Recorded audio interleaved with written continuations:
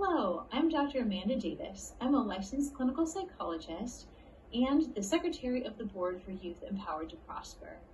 I'm here today to give a little training on Seeking Safety, which is our evidence-based mental health treatment protocol that we have been working into our mentorship for the youth through these trainings and through accessing the book, either the hard copy book or an electronic version of the book that you can use to support your mentees in any kind of mental health struggle that they might be having.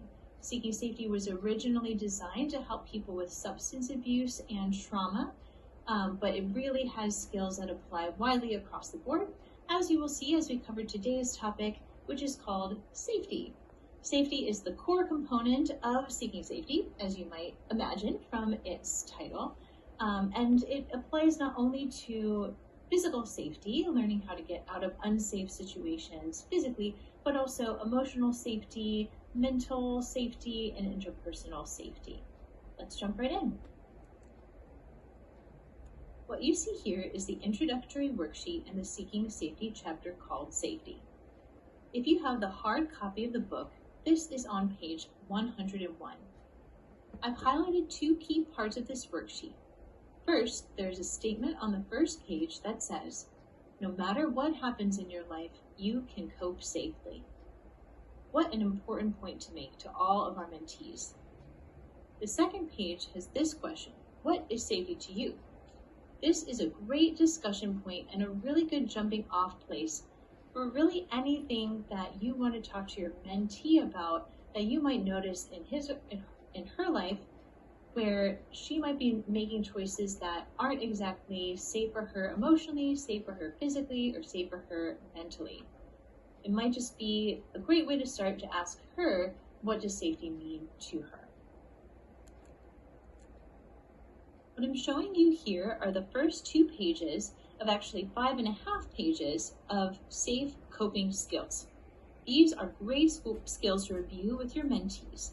They really apply to everyone. You can probably see how they might apply in your life, at least some of them. We see here skills like ask for help, choose self-respect, set a boundary. A lot of these skills are covered in greater detail in other sections of the book. So if your mentee were to say, I don't know how to do that, you can follow up with additional Seeking Safety materials. Mostly, this chapter on safety is meant to cover one main point, that safe coping is possible. Whatever your mentee is dealing with, might be homelessness, family crises, emotional problems, or even just friend drama, or the trials of growing up and being a teenager, safe coping is possible. This is the last page of the safety chapter, page 109 in the hard copy of the book. Each Seeking Safety chapter includes an idea for a commitment. This chapter includes 7 options for commitments. One option is shown below. It's called the Safe Coping Sheet. It has the person name a situation, like, let's say, losing their job, which I think is the example used in the book. Then they write down their old, unsafe way of coping, and then create a plan for a new way of coping. This is a really great tool to have when working with your mentees who might turn to substances, anger, isolation, or other unsafe coping strategies when something hard is happening in their life. The Safe Coping Sheet can help them brainstorm better, safer coping strategies. And you can help them do this with you, or you can give it to them to take home and think about how they might apply it in their own time, and then they could always bring it back to you the next time you meet and you can go over it together. It's a nice way of just having something to hand out and send with them on their way that they can take to their real life to make these skills make more sense with what's going on in their actual life.